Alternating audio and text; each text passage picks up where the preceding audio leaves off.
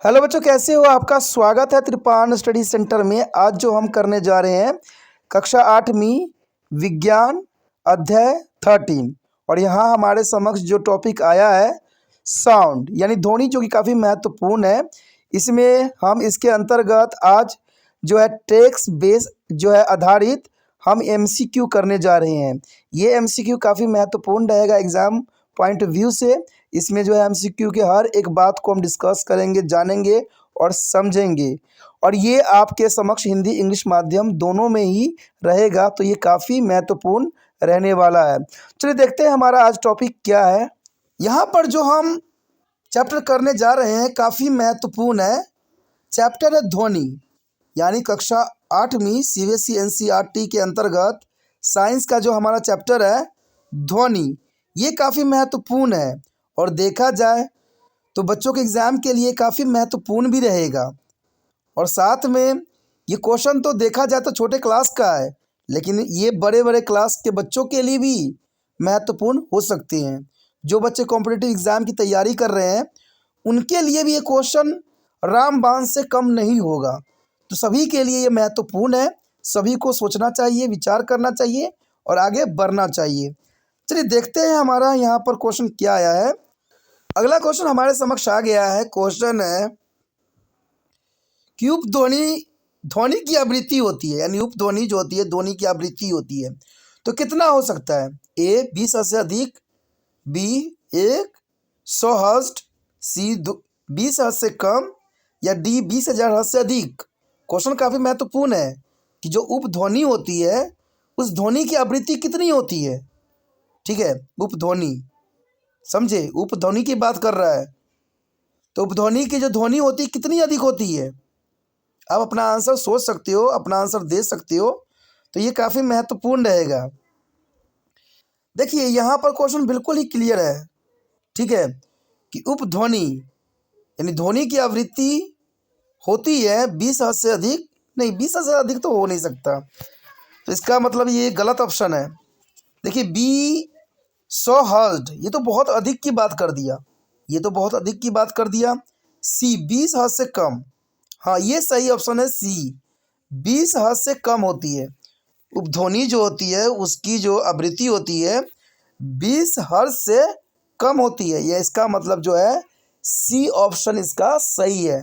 चलिए देखते हैं अगला क्वेश्चन क्या है। देखिए अगला क्वेश्चन हमारे समक्ष आ गया है, बहुत काफ़ी इंपॉर्टेंट है। कोकोलियस एक भाग है। कोकोलियस किसका एक भाग है? क्या श्रवण अंग का है, या ध्वनि उत्पन्न करने वाले अंग का है, या सी मांसपेशी अंग का है, या डी वायु प्रदूषण है। क्वेश्चन काफ़ी दिलचस्प है। कोकोलियस किसका भाग है? आप अपना आंसर सोच सकते हो, अपना आंसर जो है कमेंट भी कर सकते हो, क्योंकि ये ज़रूरी है, क्योंकि आपका आंसर हमेशा सही रहेगा, ये विश्वास है। देखिए कोकोलियस का भाग होता है, देखिए वायु प्रदूषण तो यहाँ पर बिल्कुल ही गलत बात बता रहा है, क्योंकि हम तो ध्वनि चैप्टर कर रहे हैं। ध्वनि से कोकोलियस का तो यह सवाल ही नहीं उठता कि वायु प्रदूषण से यहाँ पर रिलेशन होगा। मांसपेशियां अंग भी यहाँ पर कभी भी अप्लीकेबल नहीं हो सकता। ध्वनि उत्पन्न करने वाले अंग और श्रवण अंग, ये दो महत्वपूर्ण है यहाँ पर। लेकिन देखा जाए कोकोलियस जो है एक भाग है श्रवण अंग का, इसका मतलब ए ऑप्शन सही है, श्रवण अंग है। यानी देखा जाए तो ए ऑप्शन इसका सही है और काफ़ी महत्वपूर्ण है। चलिए देखते हैं अगला क्वेश्चन क्या है हमारे समक्ष। अगला क्वेश्चन आपके समक्ष आ गया है। देखिए बहुत ही महत्वपूर्ण क्वेश्चन है कि एक हर्ट्ज किसके बराबर होता है? एक हर्ट्ज जो होता है किसके बराबर होता है? ए प्रति मिनट 1 कंपन के, बी प्रति मिनट 10 कंपन के, सी प्रति मिनट 60 कंपन के, या डी प्रति मिनट 600 कंपन की। तो आप अपना आंसर यहाँ पर सोच सकते हो, अपना आंसर दे सकते हो। अगर नहीं है तो कमेंट भी कर सकते हो कि आपने अपना इतना आंसर दिया है, ये आंसर मेरा सही था, तो ये अच्छी बात है। ठीक है, तो आप अपना आंसर देख भी चुके होगे, सोच भी लिया होगा, ये अच्छी बात है। क्वेश्चन क्लियर है। देखिए कि एक हर्ट्ज किसके बराबर होता है? एक हर्ट्ज किसके बराबर होता है? प्रति मिनट 1 कंपन के बराबर तो नहीं होता, इसका मतलब ए ऑप्शन गलत है। बी प्रति मिनट 10 कंपन, नहीं 10 कंपन भी संभव नहीं, बहुत कम की बात कर रहा है। ठीक है, यानी सी प्रति मिनट 60 कंपन, हाँ ये अप्लीकेबल है कि जो है सी प्रति मिनट 60 कंपन, यानी एक हर्ट्ज किसके बराबर होता है? प्रति मिनट 60 कंपन के अंतर्गत, यानी सी ऑप्शन यहाँ पर सही है। आप सी ऑप्शन के साथ जा सकते हो। चलिए देखते हैं अगला क्वेश्चन क्या है हमारे समक्ष। अगला क्वेश्चन हमारे समक्ष आ गया है। क्वेश्चन है कि ध्वनि प्रभावित नहीं हो सकती। देखिए ध्वनि कहाँ पर प्रभावित नहीं होगी? क्या वो वायु में प्रभावित नहीं होगी, या बी पानी में नहीं होगी, या सी वायु में नहीं होगी, या वैक्यूम में नहीं होगी? क्वेश्चन यहाँ पर क्लियर है। क्वेश्चन यहाँ क्लियर है कि ध्वनि प्रभावित नहीं होगी। कहाँ नहीं होगी? आप अपना आंसर सोच सकते हो, अपना आंसर लिख सकते हो, कमेंट भी कर सकते हो। तो ध्वनि देखा जाए तो कहाँ प्रभावित नहीं होती? देखिए वायु में ध्वनि ट्रैवल करता है कि हम पानी में भी आवाज़ कुछ हद तक सुन सकते हैं, यानी देखा जाए तो पानी भी सही है और वायु भी सही है। लेकिन हमारे समक्ष एग्जामिनर में नहीं पूछा है कि ध्वनि प्रभावित कहाँ नहीं होती है, तो क्या वायु में नहीं होती? अरे भाई वायु में तो होगी। लेकिन यहाँ पर जो है ऑप्शन गलत लिखा है। वायु का जो जगह होगा ठोस, ठीक है, सी ऑप्शन की जगह ठोस होगा। तो यहाँ पर मिस प्रिंट है, तो इसको सोचिएगा नहीं, यहाँ पर ठोस लिख लीजिए, ठीक है, यानी सी ठोस। तो देखा जाए तो वायु, पानी और ठोस में तीनों में जो है ध्वनि ट्रैवल करेगा। तीनों में ध्वनि जो है ट्रैवल करेगा। इसका मतलब जो है डी ऑप्शन सही है। हमेशा वैक्यूम में जो है आवाज़ नहीं प्रभावित होगा। मान लीजिए आप एक बंद जो है कमरे में हो, अब बंद कमरे में चिल्लाओगे तो किसी को आवाज़ सुनाई नहीं देगा। यह सबसे अच्छा एग्जाम्पल। मान लीजिए कार के सारे शीशे बंद कर दिया, कार में आप बैठ जाइए और चिल्लाइए, आपका आवाज़ बाहर तक पहुंचेगा ही नहीं, क्योंकि वो वैक्यूम हो चुका है, चारों तरफ से बंद है, हवा वहां पर नहीं जा रही है। और जहां हवा नहीं जाएगी वहां पर साउंड जो है प्रोड्यूस नहीं होगा।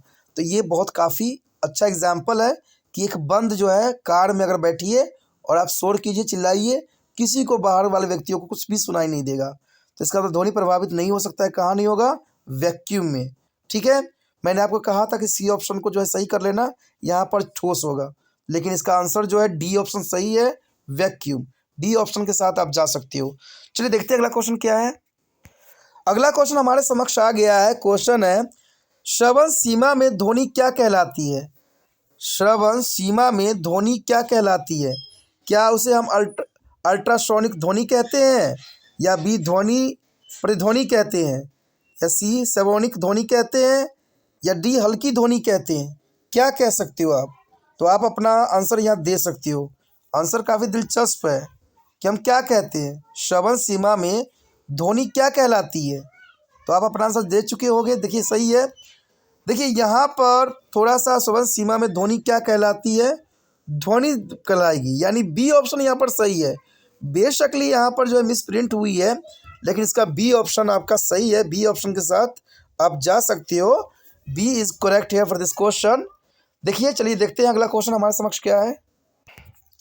अगला क्वेश्चन आपके समक्ष आ गया है। देखिए क्वेश्चन है गति किसके बराबर है, यानी यहाँ फार्मूला हमसे एग्जामिनर ने पूछ लिया है कि गति किसके बराबर होता है। देखिए दूरी तय करने का समय बटा समय, बी समय बटा दूरी तय की गई, सी तय की गई दूरी गुना समय, या डी समय प्लस तय की गई दूरी। आप अपना आंसर जो है सोच सकते हो।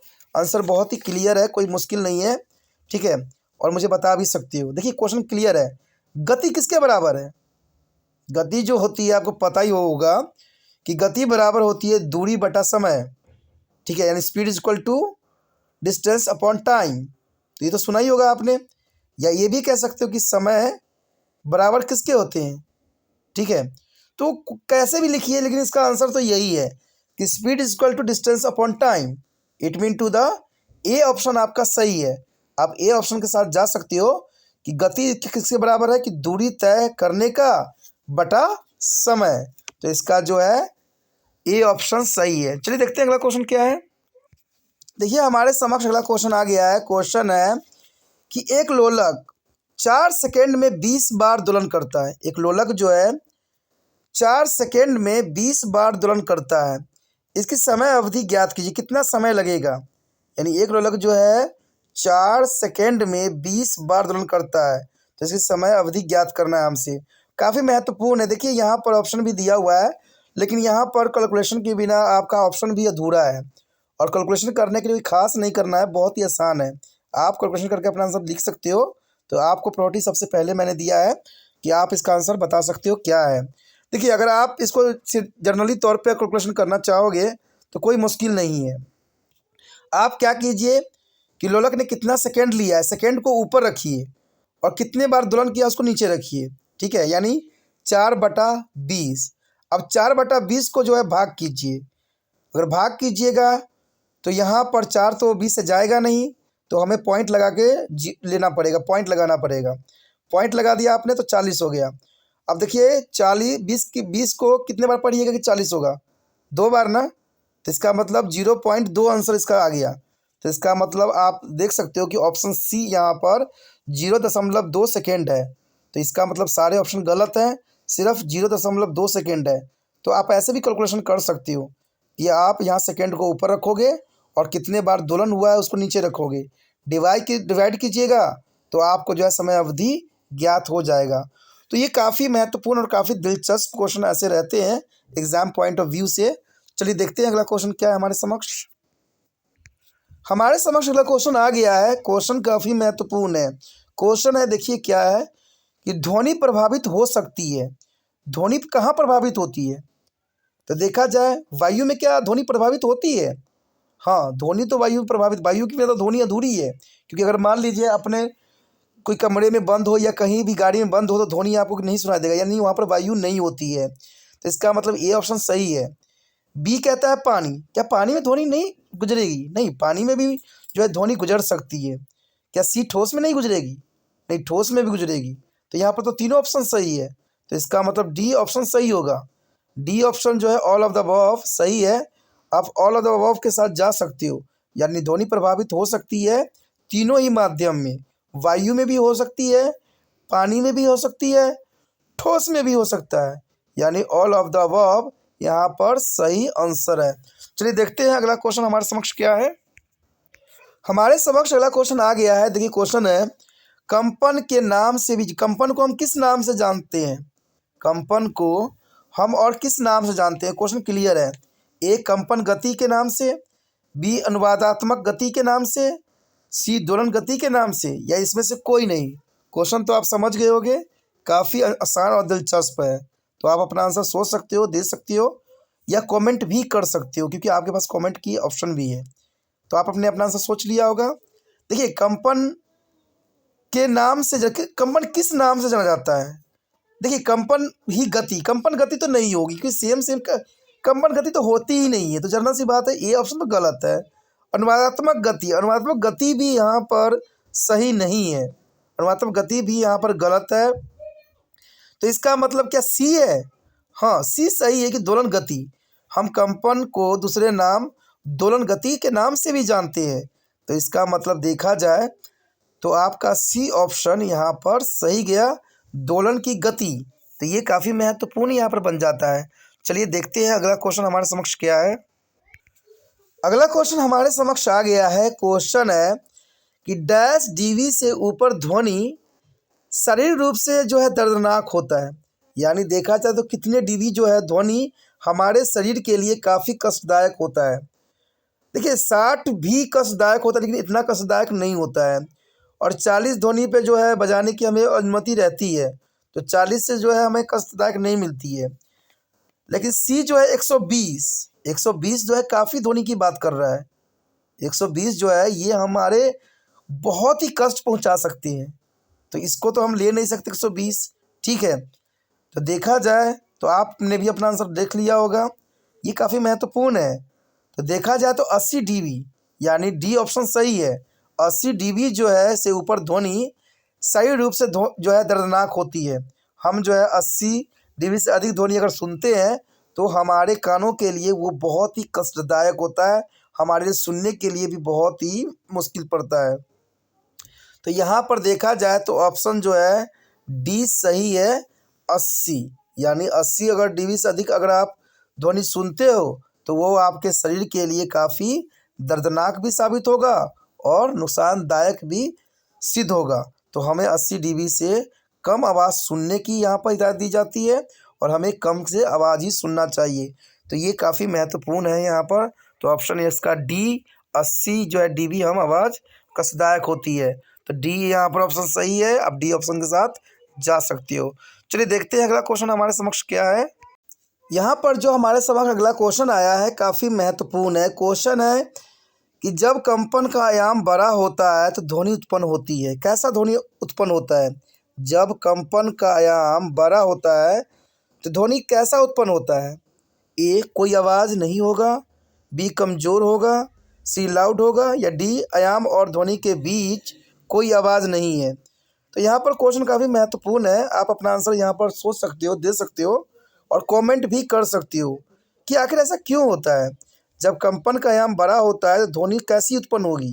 क्वेश्चन क्लियर है, ठीक है। आपने अपना आंसर सोच लिया होगा और आंसर भी बता दिया होगा। चलिए ठीक है, अच्छी बात है। देखिए क्वेश्चन यहाँ पर क्लियर कि जब कंपन का आयाम बड़ा होता है तो ध्वनि क्यों उत्पन्न होती है, कैसा उत्पन्न होगा ध्वनि। देखिए कोई आवाज़ नहीं, ये तो बात गलत है कि कोई आवाज़ तो नहीं होगी, ये तो गलत है। यहाँ ध्वनि उत्पन्न की बात की जा रही है। और ध्वनि कमज़ोर होगी, ये भी बात गलत है क्योंकि ध्वनि कमज़ोर होने का सवाल नहीं उठता है।